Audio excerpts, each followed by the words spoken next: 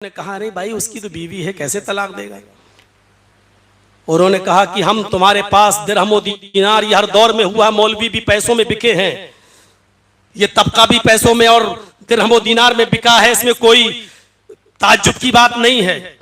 जब वो अशरफियों की और दिरहम दीनार की थैलियां फेंकी गईं तो उन्होंने एक मशवरा दिया कि आपके पास तो सिपाहियों की कमी थोड़ी है, किसी की तलवार उस गरीब आदमी की गर्दन पर रखवा दो और कह दो कि अगर तलाक नहीं दी तो गर्दन उड़ा देंगे, बस मजबूर होकर तलाक दे देगा।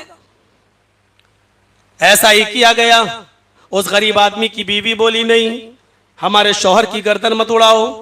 अपने शौहर से कहा कि तुम जिंदा रहो, मेरे लिए इतना ही काफी है। आज ये तुम्हें मजबूर किया जा रहा है तो तुम छोड़ दो, मुझे तलाक दे दो, मैं दिल से तुम्हें अपना शौहर वैसे ही मानती हूं, कम से कम तुम जिंदा रहोगे। तलाक दे दी, तलवार उसकी गर्दन पर रखी है। मजबूरी में उसने देखा कि बादशाह की ताकत तो बहुत ज्यादा होती है, सिपाही उसके अंडर में होते हैं। मजबूरी में उसने अपनी जबान से कह दिया कि मैंने तुझे तलाक दी। मौलवियों ने फतवा दे दिया कि तलाक हो गई।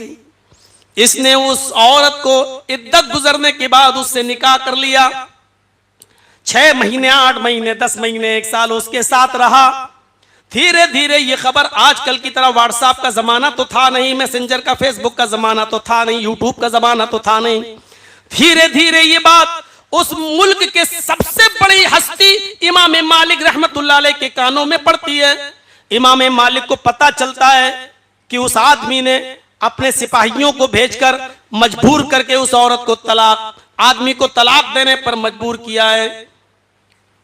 बादशाह तो हमारी मस्जिद में खुतबा जुम्मा पढ़ने आएगा, लिहाजा बादशाह उसी मस्जिद के अंदर जुमे का खुतबा इमाम मालिक का सुनने गया। आज वो आगे बैठा हुआ है, इमाम मालिक रहमतुल्लाह अलैह अपने सर पर कफन बांधकर खुशबू लगाकर आज जुमे का खुतबा देने के लिए आ रहे हैं। सिरसी वालों, ऐसा माहौल कभी आपके इलाके में हो जाए तो मौलाना जर्जीस के आने के बाद ही आप कह दोगे कि आप ऐसा मत बोलना, वैसा मत बोलना, हमारे यहाँ के हालात ऐसे, हमारे यहाँ के हालात ऐसे।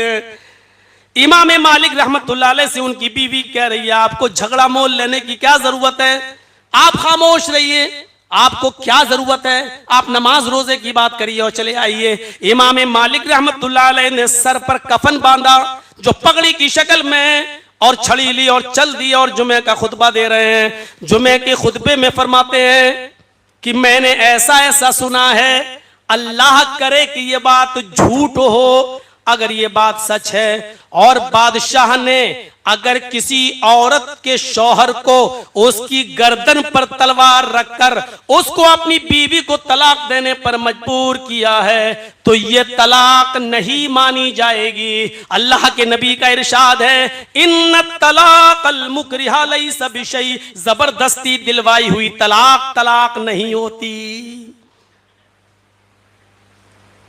उतरे मस्जिद मिंबर से, नमाज पढ़ाई, अपने घर चले गए। उस बादशाह के साथ 500 सिपाहियों की तलवारें मियान से बाहर, फौरन घर से अरेस्ट करवा लिया गया और उनके सामने पहले तो दिरहमो दीनार फेंके गए, मसला बदल दो। इमाम मालिक ने फरमाया अभी जमीन के ऊपर और आसमान के नीचे किसी माँ ने वो बेटा पैदा नहीं किया जो मेरे जमीर को खरीद सके, जो मेरी अंतरात्मा का सौदा कर सके। अभी कम से कम इस माँ के, अपनी माँ के इस बेटे को खरीदने के लिए दुनिया के कोई सोने और चांदी के अंबार अभी पैदा ही नहीं हुए और कोई ऐसा पैदा ही नहीं हुआ जो मुझे खरीद सके। सजा का ऐलान कर दिया गया, कोड़े उनके ऊपर बरसाए गए, इतने कोड़े मारे गए कि उनके दोनों हाथ शल पड़ गए। नमाज पढ़ने का टाइम होता था, बस वो कहते थे अल्लाहु अकबर, हाथ उठता ही नहीं था, रफुल दैन नहीं कर पा रहे हैं, हाथ नहीं बांध पा रहे हैं, अल्लाहु अकबर। इसी को कहते हैं अंधी अकीदत और अंधी तकलीद। वो मजबूरी में हाथ नहीं बांध पा रहे हैं। आज उनके फॉलोअर्स, आज उनके मानने वाले कहते हैं मेरे इमाम ने हाथ नहीं बांधे तो हम भी नहीं बांधेंगे। आज वो हाथ छोड़कर नमाज पढ़ रहे हैं। मेरे भाइयों, इसी को कहते हैं कि अंधी अकीदत। उन्होंने मजबूरी में नहीं बांधे, हाथ चल पड़ गए। जब हाथ ही नहीं उड़ रहे हैं तो क्या करेंगे। मेरे प्यारे साथियों, इसके बाद भी चैन नहीं मिला, सुकून नहीं मिला। उनके हाथों में हथकड़ियां डाल दी गई और पैरों में बेड़ियां डाल दी गई और उनको ऊंट के ऊपर उल्टा पेट के बल लिटा दिया गया, ऐसे पैरों में बेड़ियां और हाथों में हथकड़ियां और उनको ऊंट के ऊपर ऐसे ही बिठा दिया गया और मदीने के बाजार में घुमाया जा रहा है, मदीने की गली गली में घुमाया जा रहा है, इसलिए कि लोग देख लें बादशाह का जो कहना नहीं मानता उसको बादशाह कितनी बड़ी सजा देता है। अगर किसी ने बादशाह के खिलाफ आवाज उठाई तो उसका यही अंजाम, बल्कि इससे भी बुरा अंजाम होगा। इमाम मालिक का तारुफ कराया जा रहा है। उसका वजीर इमाम मालिक को इस हाल में ऊंट के ऊपर डालकर लगाम को अपने हाथ में पकड़कर मदीने के बाजार में घुमा रहा है और कहता जा रहा है, देख लो आए मदीने वालों, देख लो इमाम मालिक को बादशाह का कहना ना माना, बादशाह की मुखालिफत की तो आज बादशाह ने उसको ये सजा दी है। इमाम मालिक मुस्कुराते हुए कहते हैं, आए मदीने वालों, ये झूठ बोल रहा है वजीर, ये झूठ बोल रहा है वजीर। बादशाह की मुखालिफत की सजा मुझे नहीं मिली है, बादशाह के विरोध की सजा मुझे नहीं मिली है। तो मैं से जो मुझे जानता है वो जानता ही है कि मैं कौन हूं, और जो ना जानता वो सुन ले कि मैं मालिक इब्ने अनस हूं, जो ना जानता वो सुन ले कि मैं मालिक इब्ने अनस हूं, जो नहीं जानता वो सुन ले कि मैं मालिक इब्ने अनस हूं। मुझे ये सजा बादशाह की मुखालिफत की नहीं मिली है, बल्कि हदीस रसूल सुनाने की मिली है। मैंने मोहम्मद रसूलुल्लाह की हदीस सुनाई है, इसलिए सजा मिली है। मेरे हाथ टूट गए, पैरों में बेड़ियां हैं, झुकने की ताकत नहीं है, फिर भी इस ऊंट के ऊपर उल्टे मुंह लेटे हुए हैं। और आज भी यही ऐलान कर रहा हूं, इन्न तलाकल मुकरिहा लैसा बिशै, जबरदस्ती दिलवाई हुई तलाक तलाक नहीं होती। बादशाह हरामकारी कर रहा है, जिना कर रहा है, हरामकारी कर रहा है, जिना कर रहा है।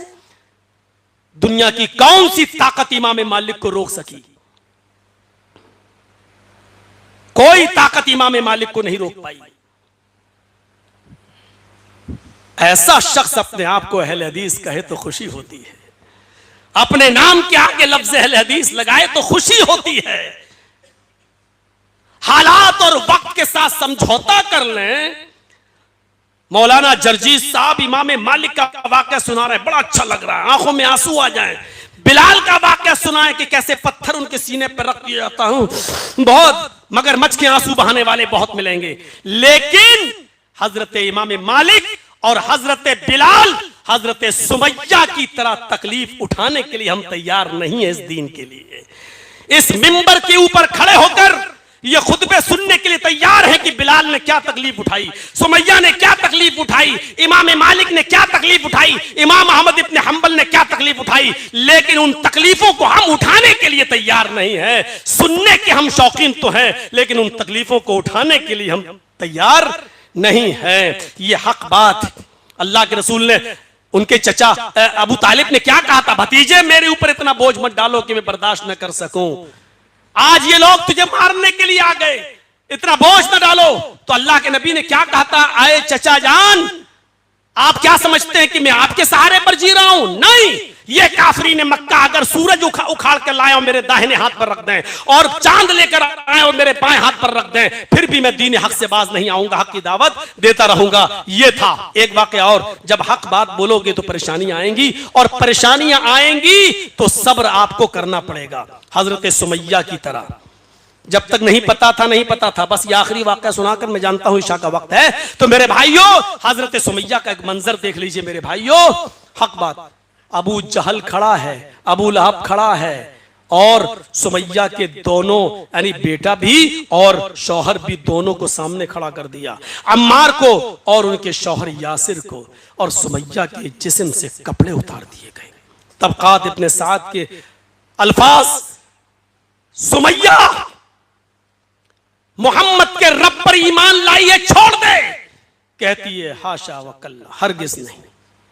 कपड़े उतार दिए, हाथ पीछे से बांध दिए, मान जा, नहीं मानती है। नेजा लिया, नेजा उठाकर शर्मगाह में दाखिल कर दिया। इस तरफ से डाला और उस पार निकाल दिया, हाथ पीछे से बंधे हों। इस जुल्म पर हम क्या कहेंगे?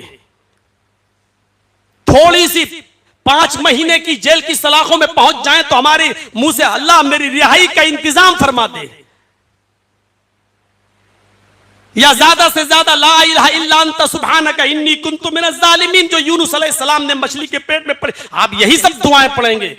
लेकिन सुमैया जिसकी शर्मगाह में नेजा डाल दिया गया हो, हाथ पीछे से बंधे हुए हो और नेजा उस पार निकल चुका हो, ऐसे मौके पर यह नहीं कहती है कि अल्लाह मेरी मदद फरमा, आय अल्लाह इन जालिमों से मेरी हिफाजत फरमा। उसके मुंह से यह दुआ नहीं निकलती है, उसके मुंह से यह दुआ निकलती है सब्बित कदमी अला दीनिक या रब्बी, आय हमारे रब इसकी दी हुई तकलीफ से कहीं मेरा ईमान न फिसल जाए, कहीं मेरा इस्लाम न फिसल जाए, कहीं इसकी तकलीफ से मुझे मेरा ईमान न छिन जाए। आय अल्लाह इसकी दी हुई तकलीफों पर मेरे ईमान पर मुझे साबित कदम रखना, आय अल्लाह मेरे ईमान पर मुझे साबित कदम रखना, सब्बित कदमी अला दीनिक, मुझे अपने दीन पर साबित कदम रखना। उसकी जबान से जुमला निकलता है तो यह निकलता है। हम क्या कहेंगे? दुआ करो मौलाना हमारी रोजी रोटी में बरकत हो जाए, दुआ करो मौलाना कारोबार बहुत, अरे आप मस्जिद के लिए आए हैं, आप मदरसे के लिए आए हैं, आप दुआ करो हमारा कारोबार चला जाए तो इंशाअल्लाह 50,000 आपके अकाउंट में डलवा देंगे। बस आप ये दुआ करवाते हैं अपने उलमा से। मेरे भाइयों दुआ ये करवाओ कि मौलाना दुआ करो, ये तो दुनिया है आती जाती है, ये तो दौलत है जो आती जाती है, ये हमारी नहीं है। हमारे इंतकाल के बाद हमारी औलाद बाप की बची हुई दौलत पर लड़ेगी, उसकी जायदाद पर झगड़ा करेगी, बड़ा हिस्सा मेरा छोटा हिस्सा मेरा। हमने अपने बाप को ज्यादा देखा है, तुमने कम देखा है, इलाज हमने कराया है, ये नहीं। दुआ ये करो कि आए मेरे आए मौलाना साहब ये दुआ करो कि अल्लाह मरते वक्त मुझे और मेरी औलाद को ईमान पर साबित कदम रखे, जब तक जिंदा रखे ईमान पर रखे, इस्लाम पर रखे, और जब खात्मा हो तो